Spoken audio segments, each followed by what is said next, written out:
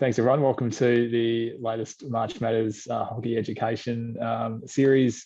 Tonight, we're presenting on safe hockey, and we're joined by our safe hockey advisor, Samantha Delamata. Sam comes to us courtesy of SIGPA, which those of us who joined the concussion seminar the other night, Sam works closely with Ian and has been part of the experts providing integrity guidance in Hockey Australia now for the last few years. My name is Michael Johnston. I'm the Chief Strategy Officer and General Counsel at Hockey Australia, and really happy to have those of you who have jumped online tonight with us, and for those of you watching the post recording online, really happy for you to be able to jump on and see this as well.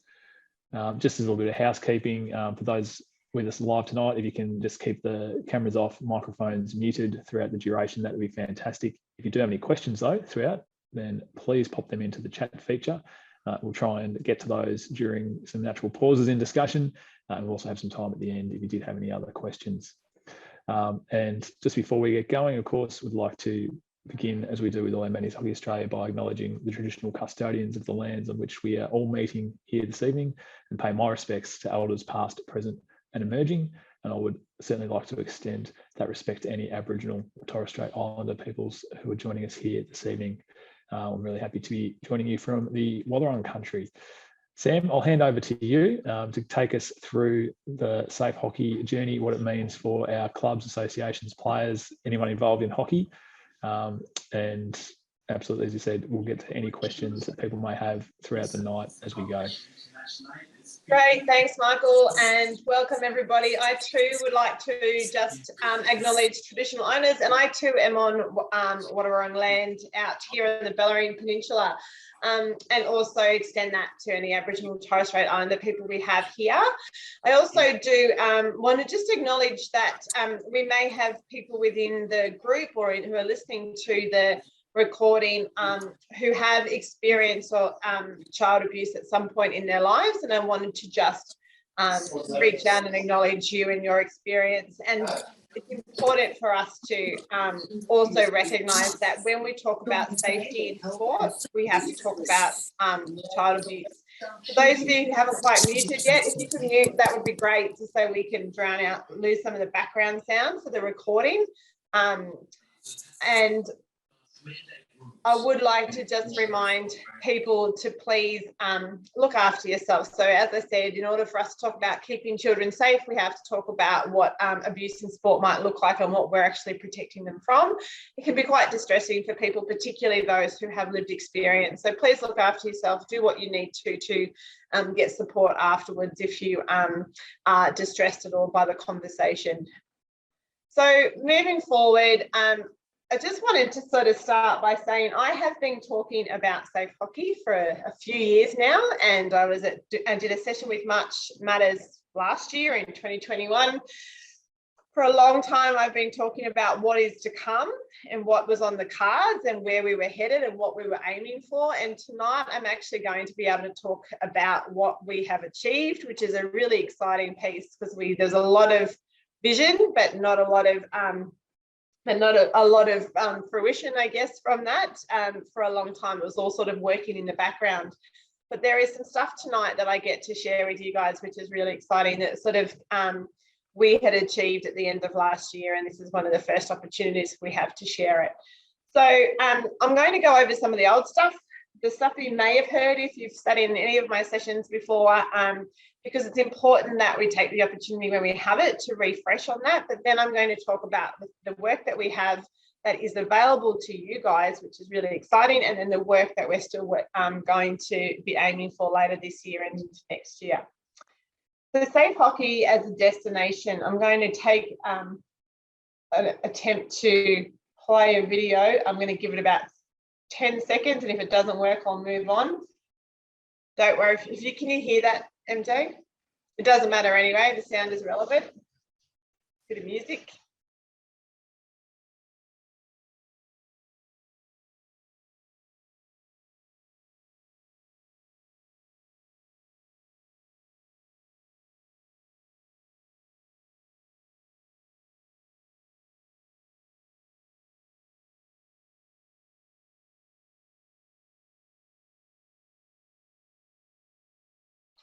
So the question is, what is really what is safe hockey? What does it mean? What are we trying to achieve? It's about making sure that children and young people in hockey are safe, they feel included, they're welcomed, and they feel like they belong. It's we're talking about, you know, preventing accidents like injuries in training and in games, and we've always been quite good at that. So we have, you know, headgear and mouth guards and all the equipment. Goalies actually probably more than anybody in most sports have all the equipment to prevent accidental injury in sport, but we're also talking about keeping them safe from bullying and harassment and abuse. That can be from other children and young people, but also from adults in hockey. So the short version is we want to reduce the likelihood of abuse of a child or young person happening in the hockey context or the hockey community. We want to increase the likelihood of knowing about it if a child or young person does experience abuse, and we really want to increase and improve our ability to respond appropriately if a child or young person has experienced abuse.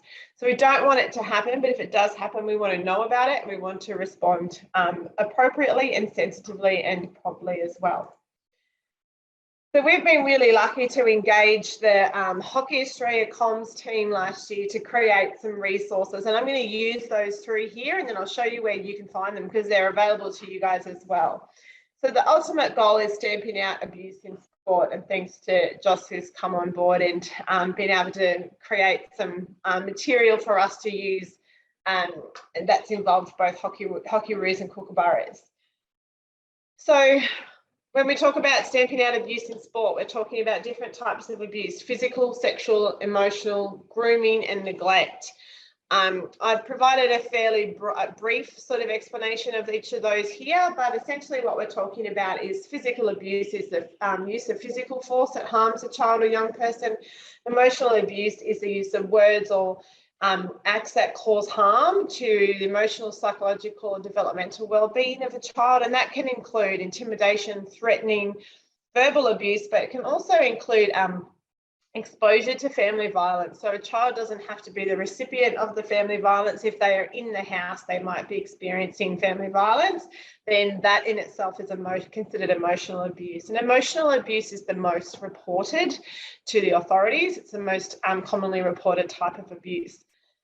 Sexual abuse, I think for a long time we sort of thought about that as indecent assault, rape, actual physical contact sexual abuse, but it's much broader than that. And now it also includes verbal and non-verbal sexual communication. So text messages, using explicit language, saying things that are sexual to a child or a young person, exposing them to pornography or physical or sexual acts. So it's more than just contact. And grooming is, I guess, a subset of sexual abuse. It's the term that we use to describe the actions that somebody will take to better position themselves to commit an offence of sexual abuse.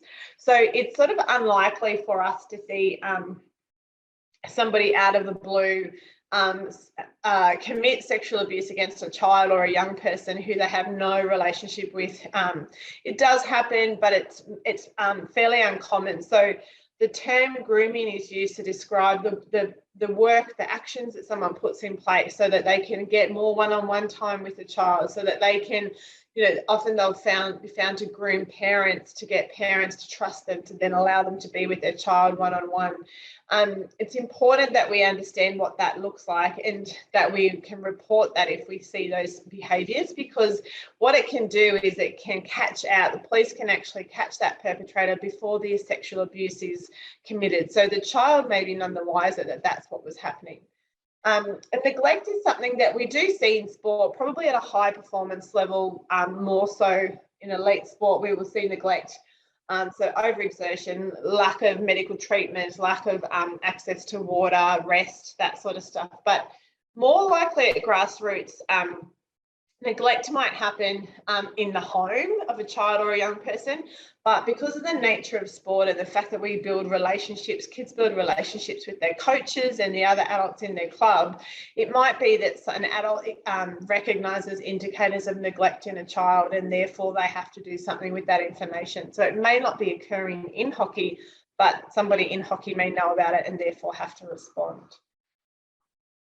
So some quick stats that we have just about sexual abuse in institutions, that we think roughly it's about 1 in 4 girls and 1 in 7 boys will experience sexual abuse in an institution such as a sporting club or a school or a church.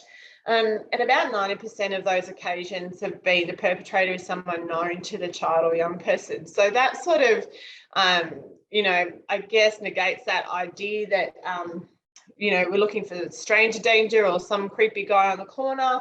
It's actually more likely to be people that we know who are committing sexual abuse and who are known to the child. We also know that it can take between 20 and 30 years for a person who experiences abuse in an institution to come forward and report that abuse. So those stats are probably, if you think about it, fairly loose, because we're only able to provide those stats based on the incidents that have been reported. So if there are a lot of incidents that have not yet been reported, then they might look quite different. What we know about adult perpetrators is they may be within the family, they may be outside of the family, like family friends or uncles. They may be in institutions such as sporting organisations, schools, etc.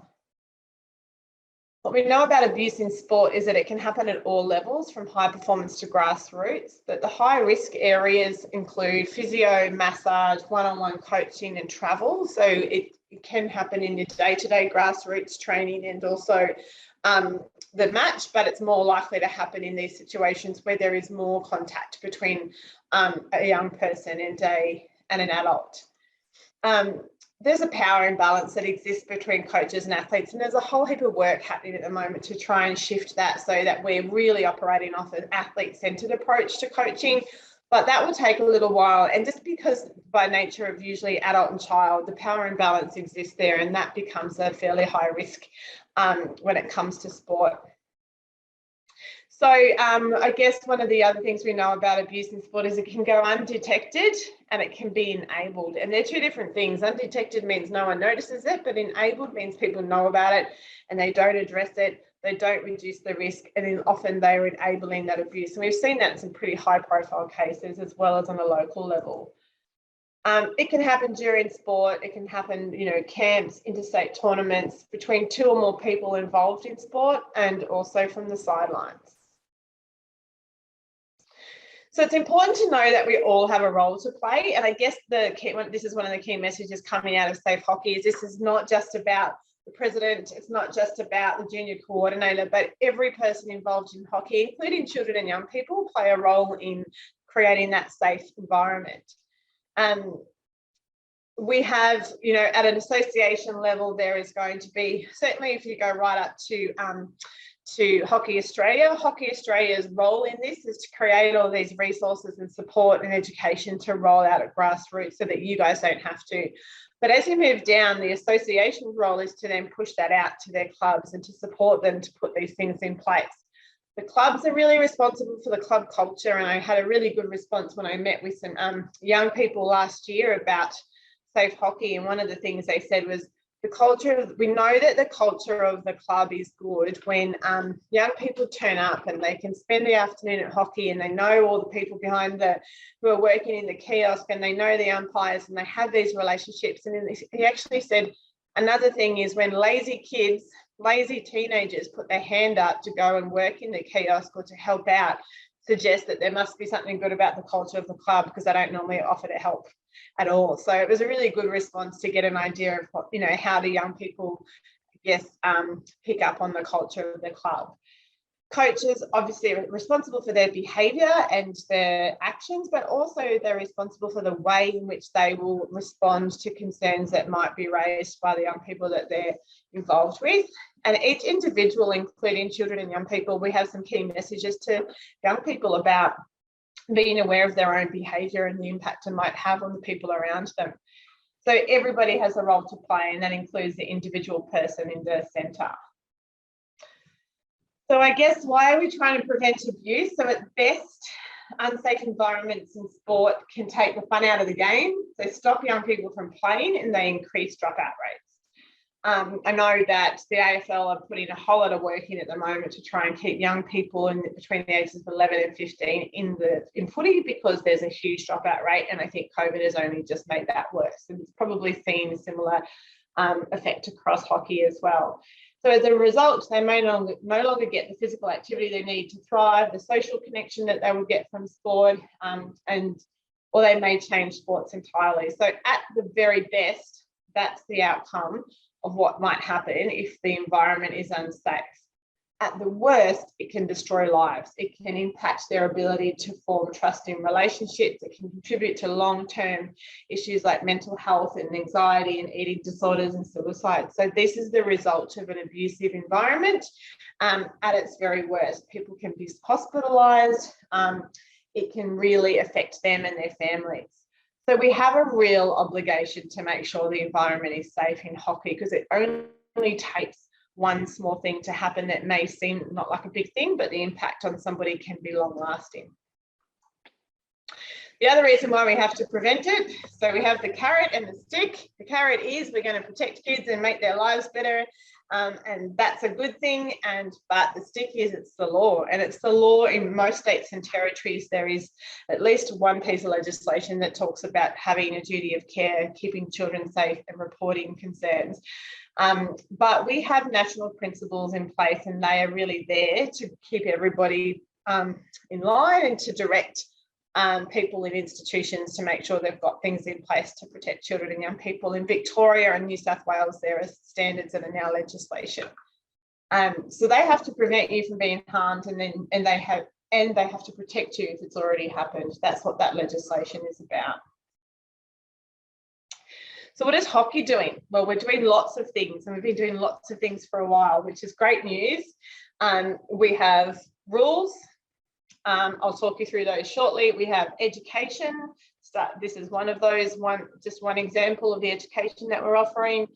There's a real drive from the leadership. There's certainly been investment, both financially, in resources, in time from the top for the last couple of years to get us where we are today. And the culture is all of those things coming together. It starts to shift the way we think and the way that we respond as well. So in our Safe Hockey Hub, which I'm going to jump to shortly and show you, we have a few things. We have a policy framework. It's a national policy framework, which means the policies apply to all states and territories, and you can take them and you can link to this Safe Hockey Hub from your own club websites. Please don't download them and attach them as PDFs or create your own. You don't have to do any of that because the work is done. All we're asking you to do is put a link from your website through to the Safe Hockey Hub so that anybody that comes looking for information goes to the same place and to the only place.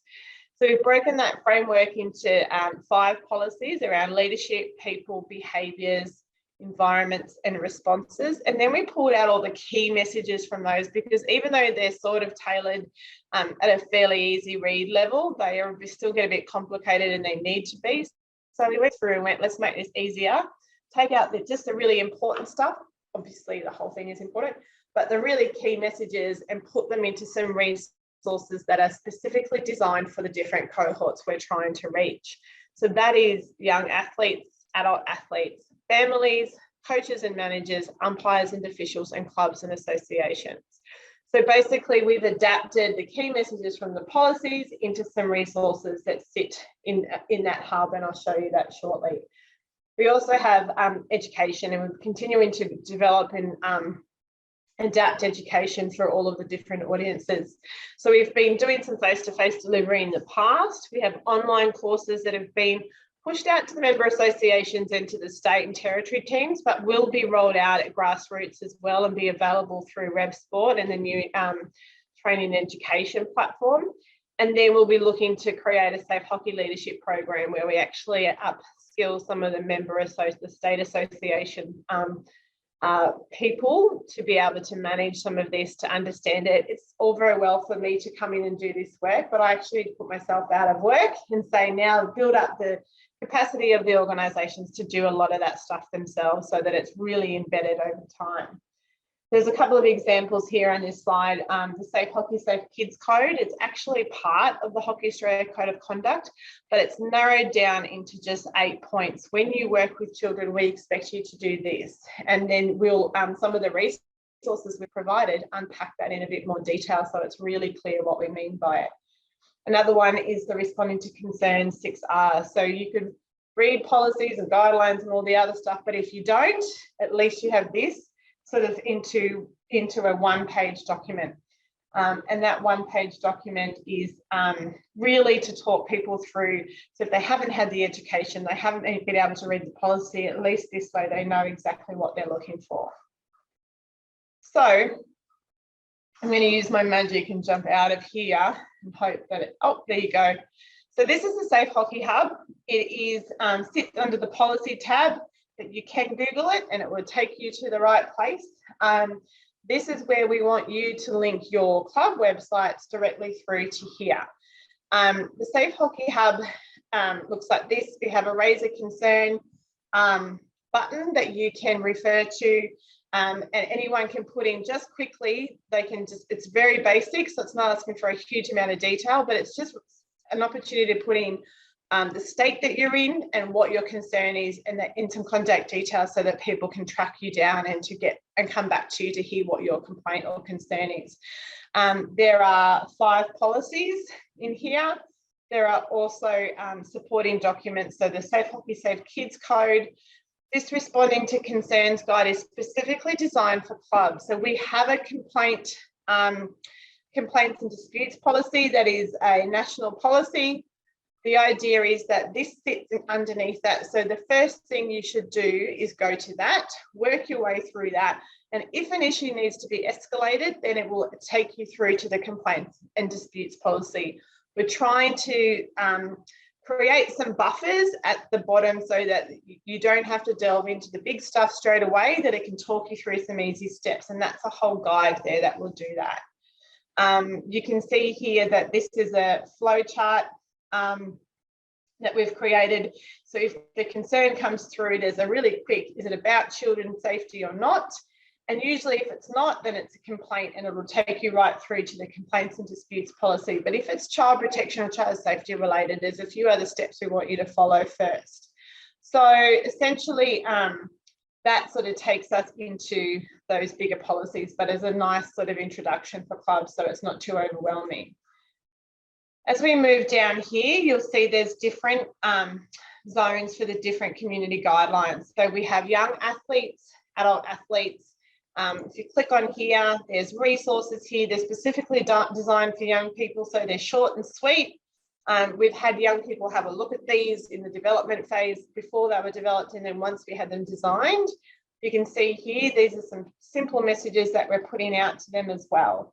So what we're really trying to do here is establish an opportunity for young people to find information that they need and to make it applicable to them as well.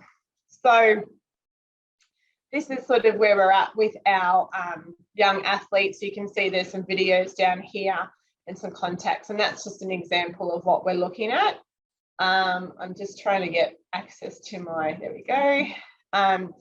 Similar for clubs and associations, there is a whole list here of resources, but it's broken down so you don't have to sift through a whole lot of stuff to find what you want.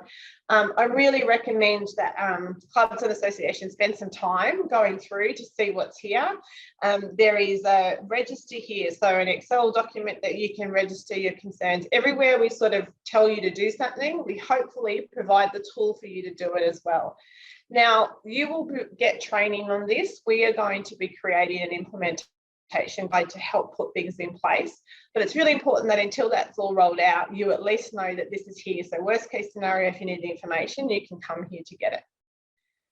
So that's our Safe Hockey Hub. There's videos in here. Another thing that I'll show you while I'm here, just because we're going to probably move into a different area, is if you scroll down to where it says Safe Hockey Resources, you'll find access to a whole range of digital assets that you can use immediately. They are ready to go. You can choose to use them for, as you can see, social media. They're created in the right dimensions for different socials.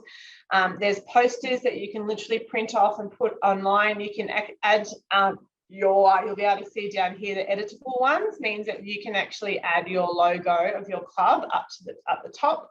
and put those around. And these are designed with young people in hockey and with those key messages. And they target different audiences. So we have, these ones are all for young adults and for our children and young people.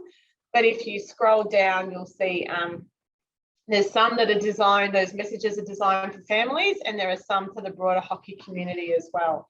They are yours to take tomorrow, and I strongly suggest you do that as a first step. Grab some of those, print them off and pop them around your facilities. So just jumping back now to the PowerPoint, which is maybe easier said than done. That's the digital assets. We also have, as I said, a range of courses that has just moved over into the new training platform that will be available as part of the rollout of Safe Hockey at Grassroots. And there's a whole range of videos. If you go to YouTube and put in Safe Hockey, you'll see there's videos here with our superstar kookaburras and hockeyroos. There are a number here that you can use, and you can put them out in your social media as posts as well to sort of help promote Safe Hockey across your club and your club community. So I've been talking about the Safe Hockey Hub before it was even a thing, so it's really nice to finally be able to present that. In terms of where we've come from and where we're going, it's probably important just to point this out. So we started off with some policies, and the first job I did when I came in 2019 was to provide some education and to update those policies. We then had to update them again. We consolidated them after they were reviewed, and we had some feedback from some of the states. Continued that education. We were doing it in person, then we moved online about now, 2020. And we started to create those resources. Moving into 2021, we then tightened those policies, and they're sort of staying the same for a little while. There is always a need to keep them up to date because the legislation changes, and because they reflect legislation across all states and territories, it changes all the time. So keeping on top of that is really important. Last year, we launched the Hub, which is also really important, and started to roll out education like this to our grassroots level. This year, we're going to be working on that implementation guide.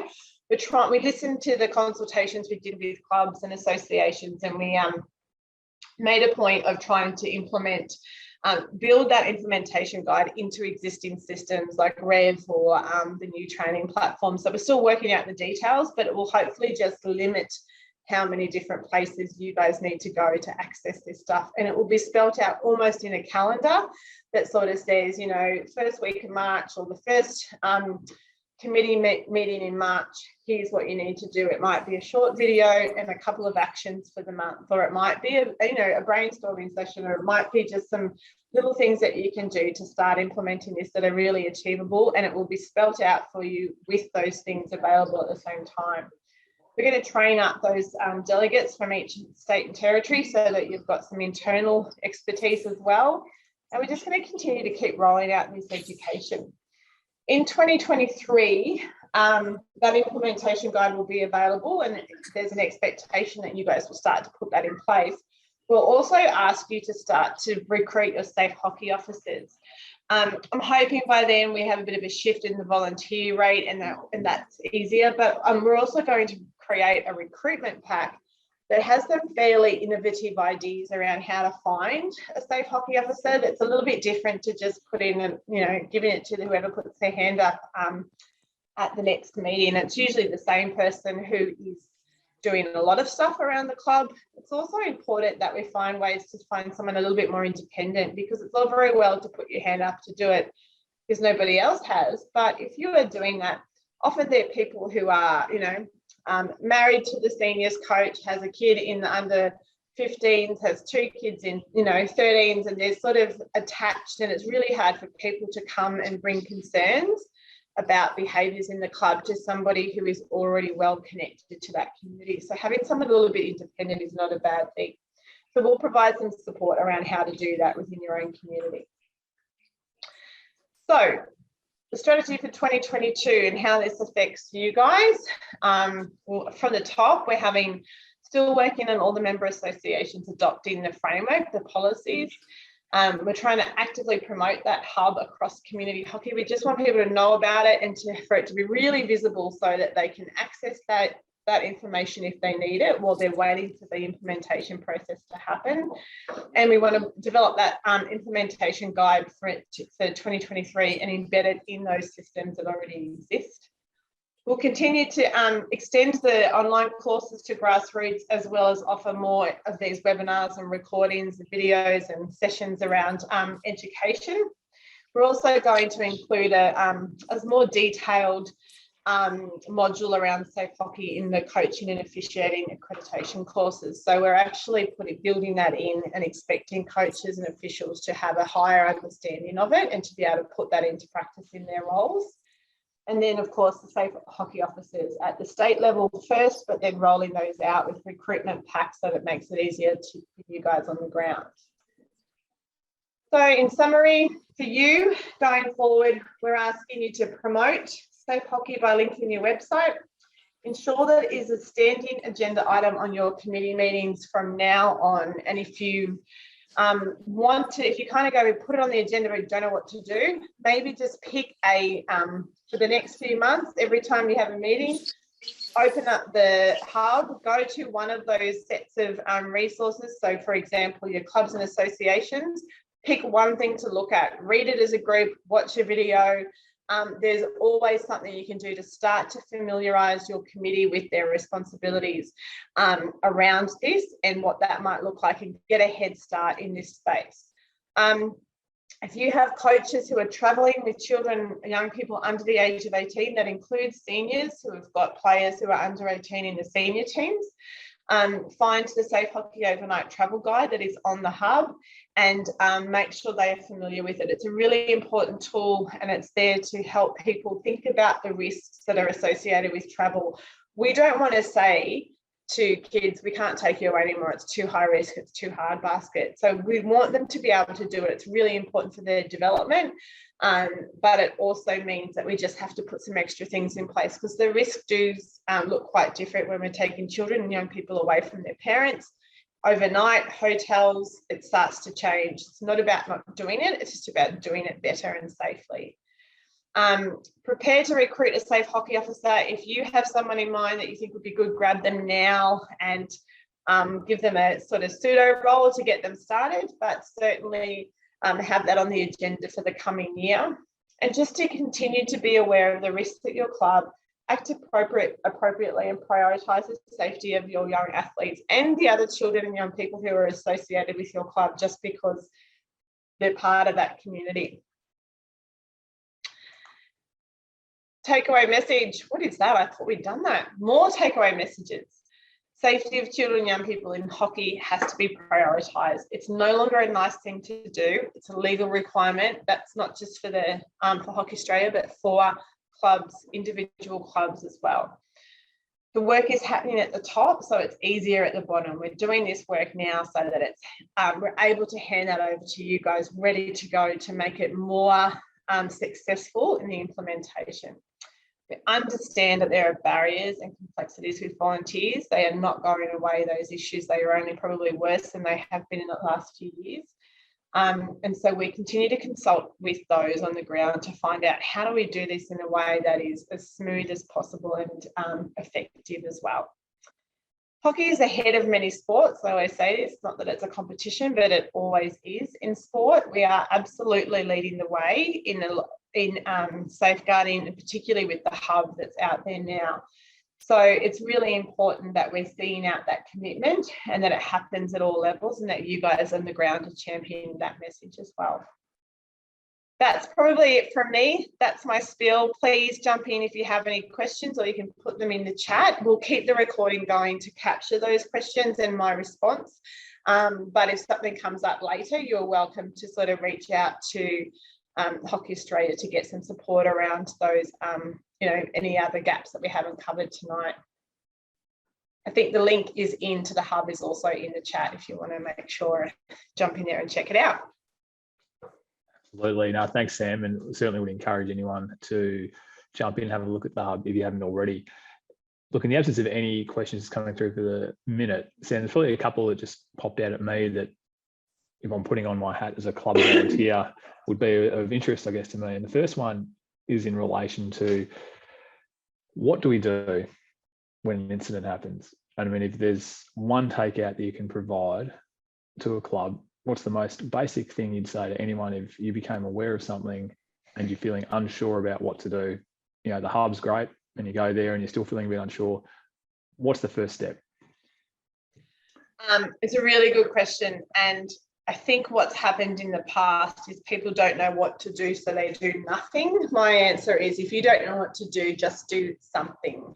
Something is better than nothing. And probably the first step, if it's coming from a child or young person directly, then the answer to that is believe them, listen to them, hear them out. Don't ask questions, just hear them out.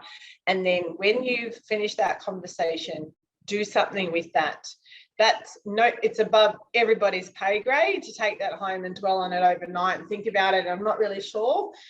We don't promise children ever that we won't tell anybody, because it's not true. We're obligated to tell people. So the easy conversation around that is to just be able to say to them, it's really important that you've shared this with me. This is not your fault, and I'm going to do something about it. Alice, do you want to jump in? Hi there, sorry. I guess I have some questions just in regards to our club's looking at implementing a mentorship program, because we don't have under 18s hockey here. So we're looking at bringing up quite a few teenagers into our senior program. Mm-hmm. And I guess this is of a particular concern for me, is the grooming behaviours. So I'm in a role, I'm a social worker, so this is something that's quite, I suppose, familiar to me. Mm-hmm. But it's about communicating that with our mentors and making sure that is this training going to be available soon, or is that something we could potentially fast track for our area, because we do have this impending, I suppose, problem where we don't have that space. It would be great if you reached out to either myself or to MJ. We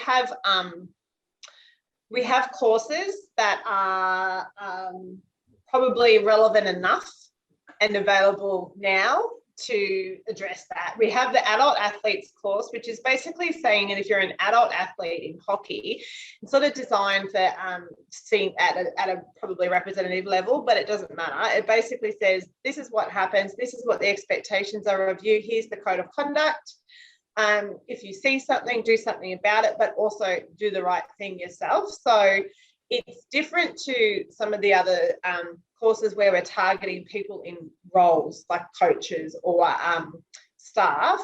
This one specifically for, you just happen to be in the club and you're an adult, too bad, you have a job. You have a job to keep kids safe in some capacity. So there is no reason why you guys couldn't access that. We just haven't got it sort of set up to roll out properly. And it's not sort of, we get to just get it set up in the new system, but please reach out to either myself or to Michael. There's no issue why we can't set you up to be able to access that. And I think it would probably fill that gap for you, at least in the interim. Perfect. Thank you so much for that. No worries. So yeah, I think, MJ, that's the answer, is to sort of listen to them, take it seriously, and then tell somebody. Tell someone from your association or your state in the first instance. You might have to report it to Child Protection or to the police. That's an obligation depending on what it is. But that one-page flowchart that's on there, there's two things on the resources that will help. And I might just really quickly swing back onto the page and find that for you, because it is really important, and we've done this specifically to address this this issue. We want people to get the really quick, easy access stuff when they don't know where else to look. On here you'll find responding to concerns. That should be a giveaway. Someone raises something, this is what you do in the moment. This is what the individual person does, so you can see that they recognise that there's a risk. This is what I say to the child, then I write it down, then I let somebody know, then I report it to the relevant people, and then I go back over that process and just check that it all worked smoothly. That's the one pager. Put it up in your clubhouse, pass it around so that people have access to it now. And, just become familiar with it, know that it's there so they can go to it. And the other one is this, also a one-pager, because I'm a big fan of the one-pager. This is what, if you are the club that's receiving that concern, so say one of the coaches did the first 6 R's and got to raise and went, right, have to tell the president, tell the junior coordinator, then this is what you guys do with it. So here's your concern. Is it about the safety? And that sort of talks you through what those steps are, which basically the answer is tell your member association, pass it on, and you might have to call the police and child protection to make that report. But you'll get some support around that as well. I hope that helps.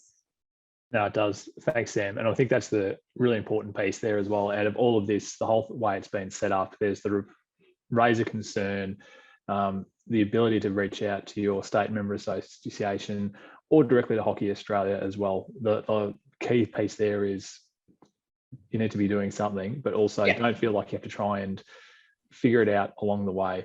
It's complex. No. It can be confusing. We're here to help. We've got Sam engaged to be able to provide us with advice on the way through.